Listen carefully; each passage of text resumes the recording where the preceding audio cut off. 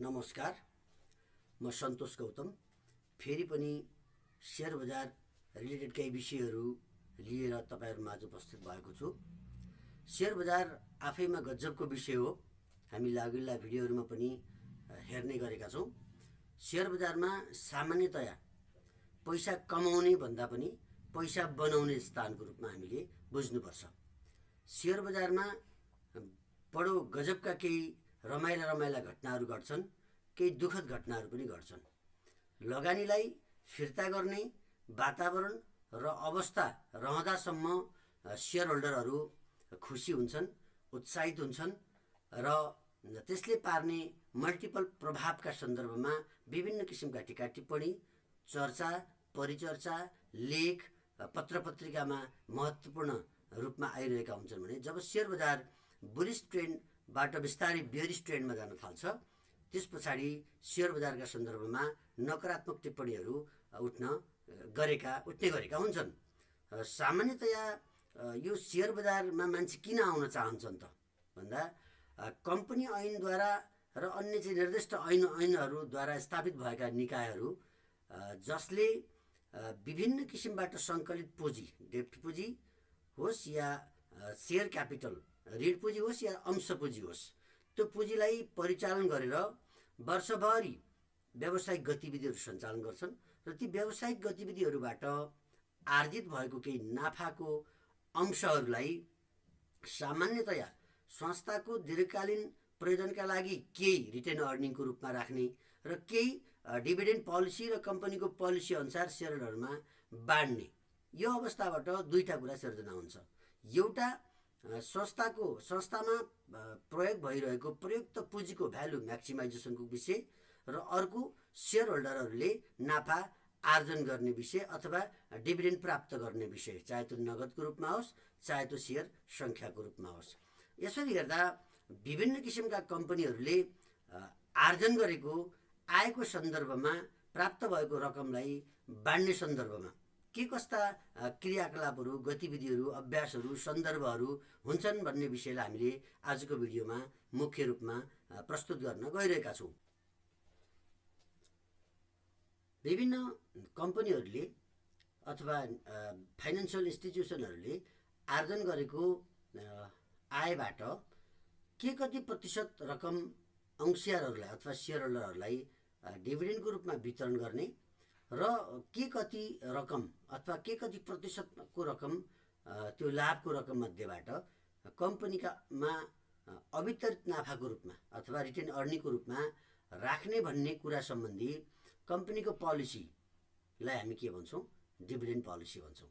Dividend policy नीतिले नगदको अवस्था, पुँजी संरचना तथा अंशको मूल्य आदिलाई प्रभाव पार्छ। सामान्यतया लाभांश नीति दुई प्रकारका हुन्छन्। एउटा टाइट डिभिडेन्ड पोलिसी हुन्छ भने अर्को लिबरल डिभिडेन्ड पोलिसी हुन्छ। टाइट डिभिडेन्ड पोलिसी त्यस्तो लाभांश नीति हो जस अन्तर्गत कम्पनीले खुद आएको नेट इन्कमको धेरै भाग, अधिकांश अंश रिटेन अर्निङको रूपमा राख्छ र भने थोरै भाग मात्र कम्पनीका अंशहरूलाई नगद लाभांशको रूपमा चाहिँ वितरण गर्छ।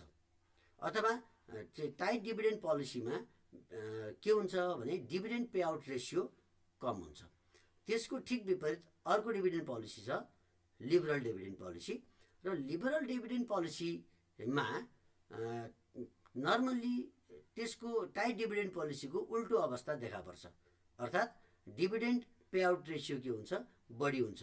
भन्नुको मतलब कमाएको आर्जन गरेको खुद मुनाफाको अंश रिटेन अर्निङको रूपमा बढी नराखिकन क्याश डिभिडेन्डको रूपमा बढी बाँड्ने गरिन्छ।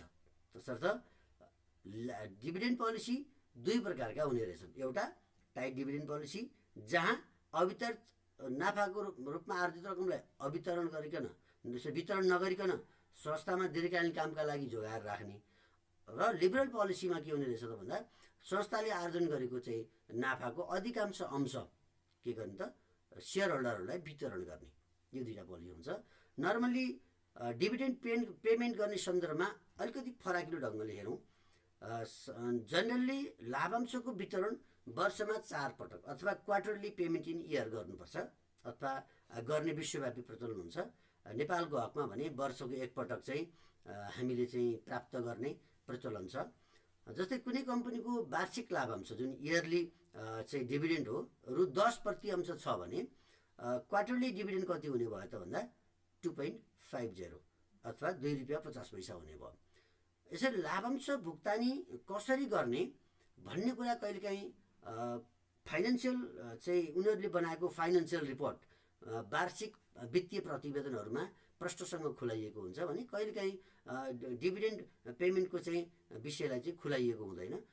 जेनरली हरेक कम्पनीले हरेक वर्षको लाभांशको स्तर समान स्तरमा राख्ने प्रयास चाहिँ गरेका हुन्छन्। त्यही भएर हामीले फन्डामेन्टल एनालाइसिस गर्दाखेरि पनि कुनै पनि कम्पनीको सेयर किन्ने या नकिन्ने सेकेन्डरी मार्केटबाट भन्ने चाहिँ निर्णय गर्दाखेरि हामीले हेर्ने एउटा चिज के हो त भन्दा डिभिडेन्ड हो। लगातार 5 वर्षसम्म त्यो कम्पनीले कन्सिस्टेन्टली डिभिडेन्ड दिइरहेको छ कि छैन भनेर हामीले सेयर किन्ने या नकिन्ने सेकेन्डरी मार्केटबाट त्यो सेयर उठाउने या नउठाउने भन्नेमा निर्णय पुग्छौँ। त्यो फन्डामेन्टल आधार पनि एउटा हो, त्यो कुरा योसँग जोडिन्छ। अब हामी सामान्यतया कुनै पनि कम्पनीले कहिलेकाहीँ नियमित लाभांशको साथसाथै अतिरिक्त लाभांश एक्स्ट्रा क्यास डिभिडेन्डको पनि भुक्तानी गर्ने गरेको देखिन्छ। सामान्यतया लाभांशलाई विभिन्न तत्त्वहरूले प्रभाव पारिरहेका हुन्छन्, जस्तो अत्याधिक आम्दानी तथा थप लगानीको कम आवश्यकता पर्छ भने लाभांश भुक्तानीको दर बढी हुन्छ। त्यसै गरी कम लाभ अथवा लो प्रफिट तथा थप लगानीको आवश्यकता परेको बेलामा लाभांशको दर कम हुन सक्छ। त्यसै गरी जब कम्पनीमा अधिक रूपमा कोष जम्मा हुन्छ त्यस बखत अतिरिक्त लाभांश एक्स्ट्रा डिभिडेन्ड चाहिँ भुक्तान गरिन्छ। लाभांश कसरी भुक्तान गरिन्छ त? डिभिडेन्ड पेमेन्ट प्रोसिडर अथवा चाहिँ डिभिडेन्डलाई भुक्तान गर्ने प्रक्रियाहरू के हुन सक्छन् त भन्ने विषयमा सामान्य केही विषयहरू हेरौँ। लाभांश भुक्तान गर्ने क्रममा डिभिडेन्ड पेमेन्ट सम्बन्धी एउटा प्रक्रियालाई पालना गर्नुपर्ने आवश्यकता हुन्छ। सामान्यतया लाभांश भुक्तानी गर्दा प्रचलनमा रहेका केही विषयहरू प्रक्रियाहरूलाई हामी यहाँ उल्लेख गर्छौँ, चर्चा गर्छौँ। सामान्यतया डिक्लेरेसन डेट, फर्स्टमा डिक्लेरेसन डेट कम्पनीको बिओडीले सञ्चालक समितिले लाभांश वितरण सम्बन्धी निर्णय गरेको मितिलाई लाभांश घोषणा मिति डिक्लेरेसन डेट अफ डिभिडेन्ड भनिन्छ। लाभांश भुक्तान प्रक्रियाको यो पहिलो प्रक्रिया हो। यहाँ डिक्लेरेसन डेट घोषणा हुन्छ। यो चरणमा डिक्लेरेसन डेट घोषणा भइसके पछाडि दोस्रो महत्त्वपूर्ण प्रक्रिया हो, प्रोसिडर हो, स्वामित्व अभिलेख मिति अथवा होल्डर अफ रेकर्ड डेट। कुनै पनि कम्पनीको अंशको खरिद बिक्री एउटा नियमित प्रक्रिया हो। सेकेन्डरी मार्केटमा सेयर खरिद पनि भइरहेको हुन्छ, बिक्री पनि भइरहेको हुन्छ। त्यसैले कम्पनीका अंशहरू बारम्बार परिवर्तन भइरहेका हुन्छन्। तपाईले आज किन्नुभयो भने तपाईले किनेको सेयर कसैले बेचेको हुन्छ अथवा कसैले बेचेको सेयर तपाईले किन्नुभएको हुन्छ। तसर्थ कम्पनीको अंशको यो खरिद बिक्री प्रक्रिया एउटा के हो त कन्टिन्युअस प्रोसेस हो। सेयर मार्केटको सेकेन्डरी सेयर मार्केटको कन्टिन्युअस प्रोसेस हो। यसकारण कम्पनीका अंशहरू बारम्बार परिवर्तन भइरहने अवस्था सृजना हुन्छ। तसर्थ कम्पनीको सञ्चालक समितिले लाभांश वितरणको मिति घोषणा गरिसकेपछि, डिक्लेरेसन डेट घोषणा गरिसकेपछि लाभांश प्राप्त गर्ने अंशहरूको लिस्ट, नेम लिस्ट, सूची तयार गर्नुपर्छ र उक्त नामावली तयार पार्दाको मितिलाई हामी के भन्छौँ त holder of record date. Holder of record डेटमा जुन अंशहरूको नाम समावेश भएको छ उसैले मात्र लाभांश प्राप्त गर्न सक्छ। त्यो मितिभन्दा पछाडि क्रय विक्रय गर्ने, खरिद बिक्री भएको सेयर सामान्यतया त्यो मितिभन्दा अगाडि, त्यो मितिसम्म जसले खरिद गरिसकेको छ उसको नाममा त्यो सेयर हुन्छ र त्यो डेटसम्मको चाहिँ लाभांश कसले प्राप्त गर्छ, त्यो डेटसम्म सेयर होल्ड गरिसक्ने, किनिसक्ने मान्छेले के गर्छ होल्ड। त्यही भएर के भन्यो होल्डर अफ रेकर्ड डेट भनियो। सामान्यतया यसलाई अझै बुझ्ने भाषामा भनौँ, यदि अभिलेख मिति भन्दा पछाडि सेयरको किनबेच भयो, अंशको किनबेच भयो भने विक्रेताले नै लाभांश प्राप्त गर्छन्। है रेकर्ड डेट भन्दा पछाडि अंशको किनबेच भयो भने कसले पाउने भयो? जसले बेचेको उसैले नै प्राप्त गर्छ, किनभने होल्ड त्यो डेटसम्म त कसले होल्ड गरिरहेको थियो? त्यो बेच्ने मान्छेले। त्यही भएर सेकेन्डरी मार्केटमा विभिन्न किसिमको चाहिँ बोनस घोषणा भएको हुन्छ। त्यो कहिलेसम्म प्राप्त गर्ने भन्ने विषयहरू विभिन्न न्युज पोर्टलहरूमा आएका हुन्छन्। त्यो दिनसम्म किन्नेले मात्र प्राप्त गर्छन् भन्ने चाहिँ न्युजहरू आएका हुन्छन्। ती न्युजहरूप्रति पनि हामीले ख्याल गर्नु पऱ्यो। भन्नु खोजेको त्यो डेट कटेर गएर तपाईँले किन्नुभयो भने सामान्यतया के हुन्छ त, क्रेताले त्यो लाभ प्राप्त गर्दैन। तपाईँले लाभांशका लागि त्यो सेयर किन्दै हुनुहुन्छ भने होल्डर डेटभन्दा अगाडि नै तपाईँले के गर्नु पऱ्यो? किनिसक्नु पऱ्यो। नम्बर 2। अब तेस्रो प्रक्रियामा के छ भन्दा एक्स डिभिडेन्ड डेट भन्ने एउटा डेट हुन्छ, जुन तेस्रो प्रक्रिया लाभांश भुक्तान प्रक्रियाको। लाभांश घोषणा मिति पछाडि तर लाभांश वितरण गर्नु पूर्वमा अंशियारहरूको एउटा सूची तयार गरिन्छ। उक्त दिन पछाडि सेयरको बिक्री भएमा क्रेताले लाभांश प्राप्त नगरी विक्रेताले लाभांश प्राप्त गर्छन्। होल्डर अफ रेकर्ड डेट भन्दा केही दिन पहिला बिक्री भएका अंशहरूको नाम होल्डर अफ रेकर्ड डेटमा समावेश गर्ने उद्देश्यले सेयर खरिद बिक्री गर्ने अन्तिम मिति निर्धारण गरिन्छ, जुन मिति होल्डर अफ रेकर्ड डेट भन्दा करिब 4-5 दिन पहिला हुन्छ। यस्तो मितिलाई एक्स डिभिडेन्ड डेट भनिन्छ।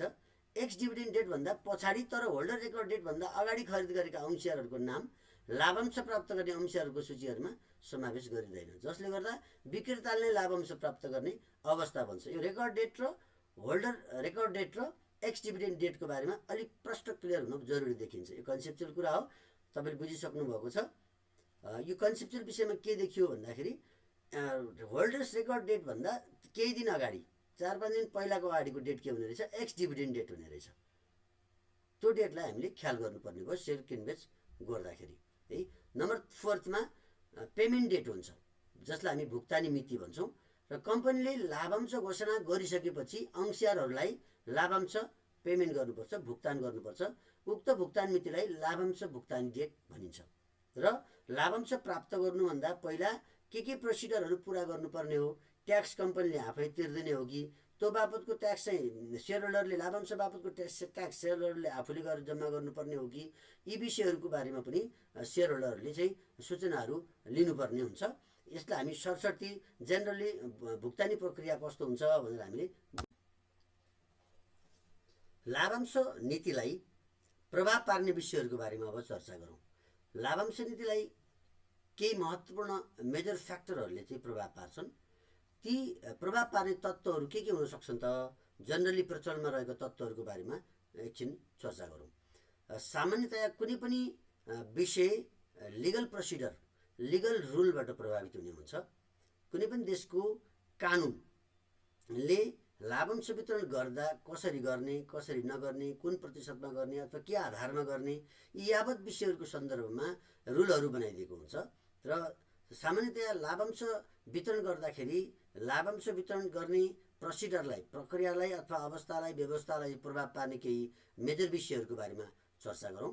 नम्बर 1 लिगल प्रोसिडरहरू, लिगल प्रोसिडर रुल्सहरू, कानुनी नियम प्रक्रियाहरूले चाहिँ के गर्छन् त भन्दा लाभांश वितरण नीतिलाई प्रभाव पार्छन्। कुनै पनि देशको प्रचलित ऐन कानुनहरूले लाभांश वितरण सम्बन्धी केही नीति नियमको व्यवस्थाहरू गरेका हुन्छन्। लाभांश वितरण गर्दा नाफाबाट गर्ने अथवा चालु वर्षको अवितरित रिटर्न प्रफिटबाट, रिटर्न अर्निङबाट गर्ने, अवितरित नाफाबाट गर्ने अथवा गत वर्षको अवितरित नाफाबाट गर्नुपर्ने, यस्तै यस्तै कानुनी प्रावधानहरूको व्यवस्था गरेको हुनसक्छ। र सामान्यतया त्यो देशको कानुनले व्यवस्था गरेका 3वटा नियमहरू प्रचलनमा देखिन्छन्। एउटा द नेट प्रफिट रुल, अर्को द क्यापिटल इम्पेयरमेन्ट रुल र थर्ड छ द सल्भेन्सी रुल। सामान्यतया कानुनी नियमहरूले नाफाको चाहिँ अंश वितरण गर्ने विषयलाई व्यवस्थित गरेका हुन्छन्। भनिसकेपछि हामीले ती कस्ता कस्ता विषय हुन सक्छन् त भन्दा एउटा खुद नाफा नियम, द नेट प्रफिट रुल। यो रुलले के भन्छ भने नाफा नियम अन्तर्गत लाभांश वितरण गर्ने क्रममा लाभांश वितरण गर्दाखेरि चालु वर्षको आय तथा गत वर्षको आयबाट लाभांश वितरण गर्न सकिन्छ भन्छ, जसलाई हामी द नेट प्रफिट रुल भन्छौँ। चाहे नाफा अघिल्लो वर्षको होस्, चाहे नाफा यो वर्षको होस्, त्यहाँबाट गर्नुपर्छ भन्ने विषय। अर्को छ the capital impairment rule. Capital इम्पेयरमेन्ट रुलले क्रेडिटरहरूलाई सुरक्षा दिने, सेक्युरिटी दिने काम गर्छ। यसले मुनाफाको अतिरिक्त पुँजीबाट लाभांश वितरण गर्ने कार्यलाई प्रतिबन्ध लगाएको छ। नाफाभन्दा बाहिर गएर क्यापिटलबाट चाहिँ के गर्न पाइँदैन, लाभांश वितरण गर्न पाइँदैन भन्ने रुल छ, त्यसलाई हामी क्यापिटल इम्पेयरमेन्ट रुल भन्छौँ। यसले विशेष गरी यो चाहिँ साहुहरूलाई दायित्वहरू हुन्छन्, हामी व्यवसायमा हामी धेरै साथीहरूलाई थाहा छ यो विषय, विभिन्न प्रकृतिका दायित्वहरू चाहिँ हामीले भुक्तान गर्नुपर्ने हुन्छ। ती दायित्वहरूलाई मर्का नपरोस्, ती दायित्वहरूमा अवरोध नआओस्, ती दायित्व भुक्तानी प्रक्रियामा समस्या नआओस् भनेर नर्मली चाहिँ यसले मुनाफाको अतिरिक्त पुँजीबाट चाहिँ लाभांश वितरण गर्न पाइँदैन भन्ने विषय चाहिँ यसले चाहिँ उजागर गरेको छ। र अर्को छ द सल्भेन्सी रुल। सल्भेन्सी रुलले कम्पनीलाई टाटपल्टेको अवस्था अथवा सम्पत्तिभन्दा दायित्व बढी भएको अवस्थामा लाभांश वितरण गर्न प्रतिबन्ध लगाएको हुन्छ। हेर्नुहोस् त, अब लाभांश वितरण सम्बन्धी नीतिलाई चाहिँ त्यो देशको कानुनी विषयहरूले कसरी प्रभाव पार्दछन् त भन्दा net profit rule, capital impairment rule र सल्भेन्सी रुल। कुरो बुझ्नुभयो नि त? यो वर्षको नाफा अथवा अघिल्लो वर्षको नाफाबाट बाँड्न पाइयो, क्यापिटल इम्पेयरमेन्ट अथवा पुँजीबाट नाफा बाँड्न वितरण गर्न पाइएन, र टाटपल्टेको अवस्थामा सम्पत्तिभन्दा दायित्व बढी भएको अवस्थामा चाहिँ नाफा वितरण लाभांश वितरण गर्न पाइएन। अब यसले लाभांश वितरण समितिलाई प्रत्यक्ष प्रभाव पार्यो। अर्को छ तरलताको अवस्था र क्यास फ्लो। हेर्नुहोस् त, संस्थाले दीर्घकालीन र अल्पकालीन विभिन्न किसिमका व्यवसाय गतिविधिहरू गर्नुपर्ने हुन्छ। त्यो अवस्थामा संस्थासँग कति क्यास छ, लिक्विडिटीको अवस्था के छ, लिक्विडिटी क्राइसिस छ अथवा लिक्विडिटी क्रन्च छ है, यी कुरालाई चाहिँ ख्याल गरेर मात्रै डिभिडेन्ड बाँड्न चाहिँ पाइन्छ भन्ने कुरालाई चाहिँ के गर्छ त चाहिँ उजागर गरेको हुन्छ। यहाँनिर नर्मली लिक्विडिटी पोजिसनको अवस्था नहेरिकन सामान्यतया के गर्न पाइँदैन त चाहिँ डिभिडेन्ड चाहिँ वितरण गर्न पाइँदैन। अर्को कुरो ऋण भुक्तानीको आवश्यकता। Number 3, need to repay debt. तपाईँले धेरै दायित्वहरू भुक्तान गर्नुपर्ने अवस्था छ भने पनि यति बेला चाहिँ लाभांश वितरण गर्ने विषय प्रभावित हुन सक्छ। नम्बर 4 छ ऋण सम्झौतामा प्रतिबन्ध। जस्तै केही प्रतिबन्धहरू हुन सक्छन्। संस्थाले दीर्घकालीन ऋणको व्यवस्था गरेको हुन्छ, ऋण लिने संस्था र ऋण दिने संस्थाबीच सम्झौता भएको हुन्छ र उक्त सम्झौतामा नगद लाभांश वितरणमा केही क्लजहरू, केही प्रतिबन्धहरू लगाइएको हुनसक्छ। त्यस्तो अवस्थामा पनि लाभांश वितरण के हुनसक्छ, प्रभावित हुनसक्छ। र अर्को छ सम्पत्ति विस्तारको दर, रेट अफ एसेट एक्सपान्सन। यदि कम्पनीले आफूलाई उच्च दरमा ग्रो गरिरहेको छ, आफ्नो धेरै मार्केट क्लस्टरहरूमा आफ्नो उपस्थितिलाई, बजार खण्डहरूमा आफ्नो उपस्थितिलाई बढाउने नीति लिएको छ भने उसले के गर्न सक्छ, नगद लाभांशको रूपमा वितरण नगरिकन आर्जन भएको रकमलाई के गर्न सक्छ, रिटेन अर्निङको रूपमा राखिराख्नु पर्ने पनि हुन्छ र राख्छ पनि। त्यस्तो अवस्थामा पनि के हुन्छ त, सामान्यतया त्यो प्रभावित हुन जान्छ। अर्को प्रफिट रेट। सम्पत्तिमा हुने अनुमानित आय दरले पनि नगद लाभांश वितरण र चाहिँ कम्पनीमा पुनः लगानी गर्ने भन्ने कुराको निर्धारण गर्छ प्रफिट रेटले पनि। त्यस्तै अर्को छ आयमा स्थिरता, स्टेबिलिटी इन अर्निङ। आयमा हुने आकस्मिक वृद्धि तथा कमीको अवस्थामा दीर्घकालीन लाभांश नीतिको निर्माण गर्न सकिँदैन। यदि आयमा अस्थिरता देखा पर्छ भने दीर्घकालीन नीतिको चाहिँ निर्धारण गर्न सकिन्छ। यसलाई फेरि बुझौँ। स्टेबिलिटी इन अर्निङ, आयमा हुने आकस्मिक वृद्धि तथा कमीको अवस्थामा दीर्घकालीन लाभांश नीतिको निर्माण गर्न सकिँदैन। यदि आयमा स्थिरता देखा पर्छ भने मात्र दीर्घकालीन लाभांश नीतिको निर्धारण गर्न सकिन्छ। भनेपछि रेभिन्यू स्टेबिलिटी छ, अर्निङ स्टेबिलिटी छ या छैन भन्ने कुरालाई पनि लाभांश नीति वितरणमा के हुने भयो, ख्याल गर्नुपर्ने भयो। त्यस्तै गरी पुँजी बजारमा पहुँच, access to market capital capital market भन्न खोजेको विषय के भने तपाईलाई कुनै पनि बेला आवश्यक परेको पुँजी तत्काल तपाईले के त भन्दाखेरि शेयर बजारबाट लिन सक्ने अवस्था छ कि छैन। विभिन्न किसिमका वे हुन्छन् पुँजी सङ्कलन गर्ने। यस्तो अवस्थामा हामीले ख्याल गर्नुपर्ने हुनसक्छ। त्यति बेला लाभांश वितरण नीति प्रभावित हुनसक्छ। यदि कम्पनीलाई थप पुँजी आवश्यकता परेको बखतमा पुँजी बजारबाट सजिलै साधारण र ऋण पुँजीको रूपमा प्राप्त गर्न सकिन्छ भने त्यस्तो अवस्थामा नगद लाभांश वितरण गर्न सम्भव हुन्छ। तर यसको विपरीत पुँजी बजारबाट पुँजी उपलब्ध हुन सक्दैन भने सम्पूर्ण आयलाई अवितरित आयको रूपमा राख्नुपर्ने हुन्छ। हामीले त्यसलाई के भन्ने गरेका छौँ, रिटेन अर्निङ भन्ने गरेका छौँ। रिटेन अर्निङ चाहिँ तत्काल आवश्यक परेको पुँजीमा अवसरहरू हासिल गर्नका लागि तत्काल आवश्यक पर्यो भने त्यस्तो बेला बजारबाट पैसा उठाउन सकिन्छ कि सकिँदैन, लिन सकिन्छ कि सकिँदैन भन्ने विषय पनि यसले के गर्ने रहेछ त ख्याल गर्ने रहेछ। अर्को छ कन्ट्रोल। यदि कम्पनीका पुराना अंशहरूले कम्पनीमा आफ्नो कन्ट्रोल वर्चस्व पकड राख्न चाहन्छन् भने पनि उनीहरूले थप पुँजीको लागि नयाँ अंश निष्कासन नगरिकन सम्पूर्ण नाफालाई रिटेन अर्निङको रूपमा राख्नका लागि के गर्न सक्छन्, दबाब दिन सक्छन्। त्यसले गर्दा आन्तरिक पुँजी परिचालनको स्रोतको रूपमा उनीहरूले प्रयोग गर्ने अवस्था हुने भयो भने त्यति बेला पनि नगद लाभांश वितरण गरिँदैन र लाभांश वितरण नगर्ने अवस्थामा के भयो त लाभांश वितरण नीति चाहिँ प्रभावित हुने भयो, लाभांश वितरण गर्ने काम चाहिँ प्रभावित हुने भयो।